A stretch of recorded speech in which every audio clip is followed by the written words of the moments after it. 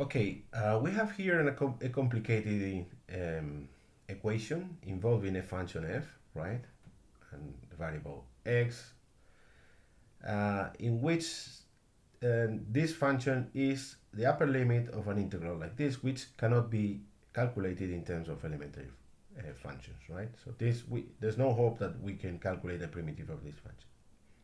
All right. Now we're told that this defines an injective differentiable function g, right? And we have to calculate a few things.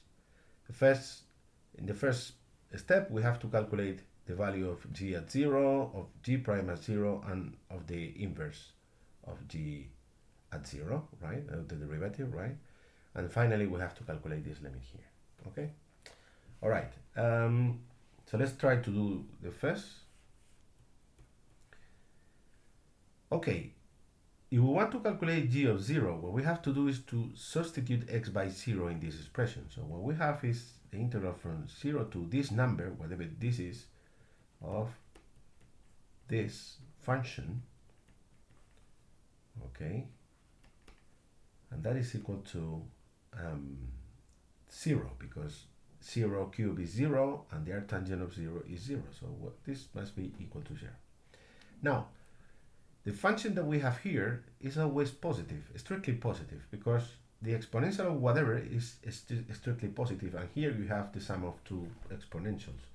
So this is a strictly positive number. So the only chance that this integral is 0 is when this upper limit is equal to the lower limit. So from this we infer, from the fact that this integrand is positive, we infer the only possibility, which is that g of 0 is equal to 0.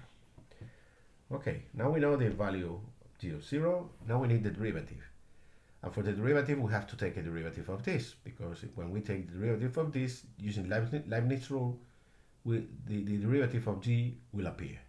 Okay, so let's do that. We apply the derivative here. The derivative of that is this square plus e minus g of x squared, right? And this is multiplied by g prime. Lower limit does not contribute because it's a constant, right? And on the right hand side we have 3x squared plus 3 over 1 plus x squared. Okay, the derivative of the left hand side is the derivative of the right hand side. This is the one. This is the equation that involves the derivative, right? So if we knew the function g, then substituting here we would have the expression of g prime. Okay, now what we can do is take x equal to 0, because what we want is g prime of 0. If we do that and use the fact that g of 0 is equal to 0, what we have here is 1 plus 1, right? Because this is 0, so the exponential of 0 is 1. Same here. So we have 2 times g prime of 0 on the left hand side, and on the right hand side this is 0 and this is 3. Okay, so g prime of 0 is equal to 3/2. That's the second number we know. Now we need g minus 1 prime of 0.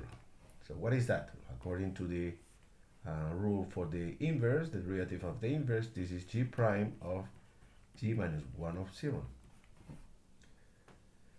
If g0 is equal to 0 and the function is injective, then g minus 1 of 0 is equal to 0. So what we have here is 1 over g prime of 0. And g prime of 0 is 3/2, so this is 2/3. Okay? So now we have all three numbers here.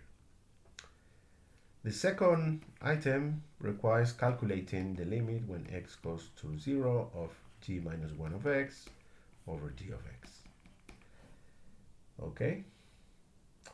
Now, g minus 1 of 0 is equal to 0, and g of 0 is equal to 0, so we know that this is a 0 over 0 indeterminacy, and we can try to solve it applying L'Hopital, because both functions are differentiable, right?